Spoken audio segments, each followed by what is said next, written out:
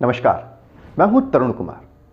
किसी शायर ने खूब कहा है, नेताओं ने ये कैसा हिंदुस्तान कर दिया, बेजान इमारतों को भी हिंदू मुसलमान कर दिया।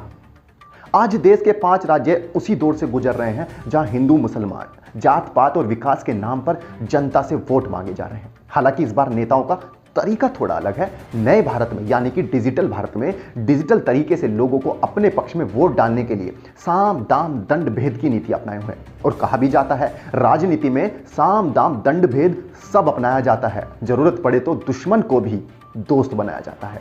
लेकिन आज जो हम आपको बताने जा रहे हैं उसे जानकर आप खुद पर अफसोस करेंगे कि आखिर आपने किस नेता को चुना है या चुनने जा रहे हैं।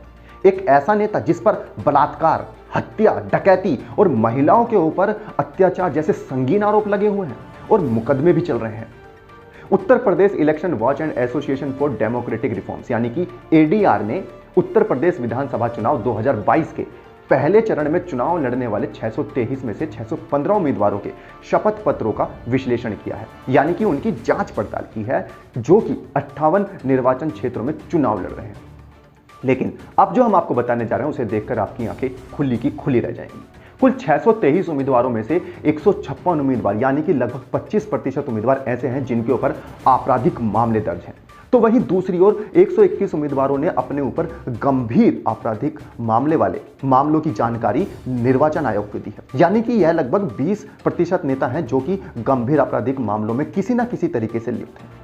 लिस्ट इतनी लंबी है कि आप देखते देखते थक जाएंगे, लेकिन यह लिस्ट खत्म होने का नाम नहीं लेगी, जिसे देखने के बाद अब आपको लगेगा क्या वाकई आपने इन नेताओं को वोट देकर अपने ऊपर यानी कि जनता के लिए निर्णय लेने के लिए, उनकी भलाई के लिए निर्णय लेने के लिए चुना है।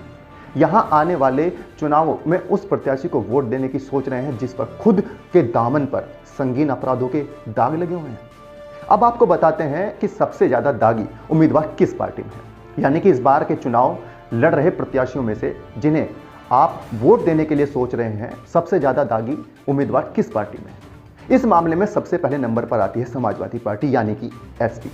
उत्तर प्रदेश की राजनीति में अपना दबदबा रखने वाली पार्टी में पहले चरण के चुनाव के लिए 75% ऐसे उम्मीदवारों को टिकट दिया है जिनके ऊपर क्रिमिनल केस हैं यानी कि आपराधिक मामले दर्ज हैं। तो वहीं 61% ऐसे कैंडिडेट हैं जिनके ऊपर गंभीर आपराधिक मामले दर्ज हैं।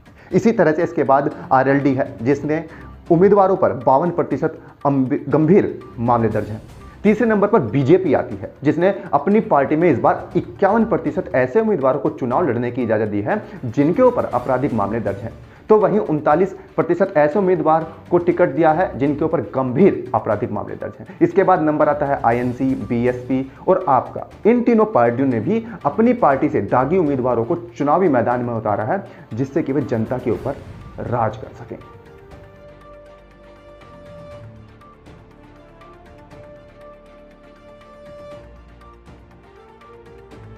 इनमें आपराधिक मामलों में कौन कौन से मामले आते हैं हम आपको बताते हैं।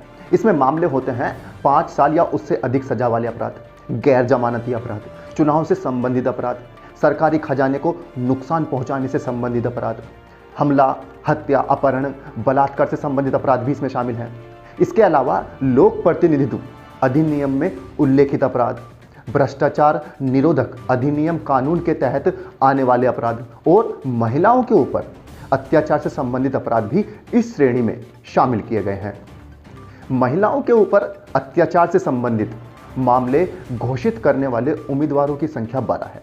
इन 12 में से एक उम्मीदवार ने अपने ऊपर बलात्कार यानी कि आईपीसी 376 से संबंधित मामला अपने ऊपर घोषित किया है। अब आप खुद ही सोचिए, जिन प्रत्याशियों के ऊपर इतने संगीन और डरा देने वाले अपराध घोषित हैं, क्या वाकई में आप उसे अपना नेता चुनना चाहेंगे? इतना ही नहीं, हत्या से संबंधित मामले में घोषित करने वाले उम्मीदवारों की संख्या 6 है, जबकि हत्या का प्रयास करने वाले मामलों के उम्मीदवारों की संख्या 30 है। अभी रुकिए, इबादत इश्क है, रोता है क्या, आगे आगे देखिए होता है क्या। अब आपको उन प्रत्याशियों की सूची दिखाते हैं जिनके ऊपर गंभीर आपराधिक मामलों की जानकारी दी। यह सूची इतनी लंबी है कि आप देखने के बाद हैरत में पड़ जाएंगे कि आपने इनमें से कुछ नेताओं को शायद वोट देने का सोच रहे हैं और उसे वोट दें या ना दें। इनमें से कुछ नेता तो ऐसे हैं जिनके ऊपर एक दो नहीं बल्कि 14 केस दर्ज हैं। किसी के ऊपर 38, किसी के ऊपर 18, किसी के ऊपर 16, 10, 11, यहां तक कि 32 मामले तक गंभीर अपराध वाले दर्ज हैं। ठीक इसी तरह से अपने ऊपर आपराधिक मामलों को घोषित करने वाले उम्मीदवारों की सूची भी कुछ कम नहीं है।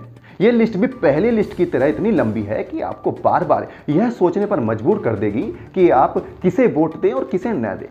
इस लिस्ट में भी किसी के ऊपर 1, किसी के ऊपर 2, इसी तरह से 1 से लेकर 38 तक आपराधिक मामले दर्ज हैं। हमारी यह रिपोर्ट आपको सिर्फ सजग और जागरूक करने के लिए है। किसी भी नेता, प्रत्याशी या पार्टी को किसी भी तरह से की भावनाएं आहत करना या उनकी छवि को धूमिल करना नहीं है। यह सभी आंकड़े हमने एडीआर यानी कि एसोसिएशन फॉर डेमोक्रेटिक रिफॉर्म से लिए हैं। इस बात के लिए खुद सर्वोच्च न्यायालय ने निर्देश दिया है कि केंद्र और राज्य के चुनाव स्तर पर राजनीतिक दलों के लिए अनिवार्य है कि वह अपनी वेबसाइट पर लंबित आपराधिक मामले वाले उम्मीदवारों सहित अपराधों की प्रकृति संबंधी विवरण जैसे कि आरोप तय किए गए हैं, संबंधित न्यायालय मामला संख्या आदि बारे में पूरी जानकारी दी। ऐसा इसलिए किया जाना जरूरी है जिससे कि जनता को अपने उम्मीदवार के बारे में सब कुछ पता हो, वह सबसे बेहतर उम्मीदवार को अपना वोट दे सके।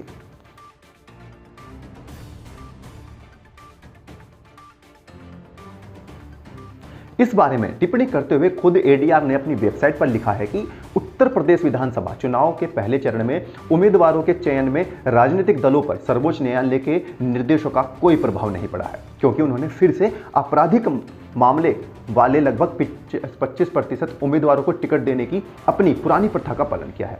उत्तर प्रदेश के पहले चरण में चुनाव लड़ने वाले सभी प्रमुख दलों ने अपने ऊपर आपराधिक मामले घोषित करने वाले 15 से 75% उम्मीदवारों को टिकट दिए हैं। सर्वोच्च न्यायालय ने 13 फरवरी 2020 को अपने निर्देश में विशेष रूप से राजनीतिक दलों को आपराधिक छवि वाले उम्मीदवारों को चुनने, साफ छवि वालों उम्मीदवारों को टिकट नहीं देने के कारण बताने का निर्देश दिया था। अनिवार्य निर्देशानुसार ऐसे चयन का कारण संबंधित उम्मीदवार की योग्यता, उपलब्धि और योग्यता के संदर्भ में होना चाहिए। हाल ही में 2020 में हुए राज्य विधानसभा चुनाव के दौरान देखा गया कि राजनीतिक दलों द्वारा आधारहीन कारण व्यक्ति की लोकप्रियता राजनीति से प्रेरित उम्मीदवारों को टिकट देने का कारण नहीं है। स्पष्ट रूप से दिखाता है कि राजनीतिक दलों को चुनाव प्रणाली में सुधार करने में कोई दिलचस्पी नहीं है और हमारे लोकतंत्र में कानून तोड़ने वाले उम्मीदवार जीतने के बाद कानून बनाने वाले विधायक बन जाते हैं। आप भी ऐसे नेता को चुनाव करें जो आपके लिए काम करे। किसी शायर ने खूब कहा है, अपनी तिजोरी तो हर कोई भरता है, ऐसा नेता चुनो जो देश के लिए कुछ करता है। आज के लिए फिलहाल इतना ही, हमें दीजिए इजाजत। नमस्कार। इंडियन टीवी न्यूज, देश का तेजी से बढ़ता न्यूज नेटवर्क।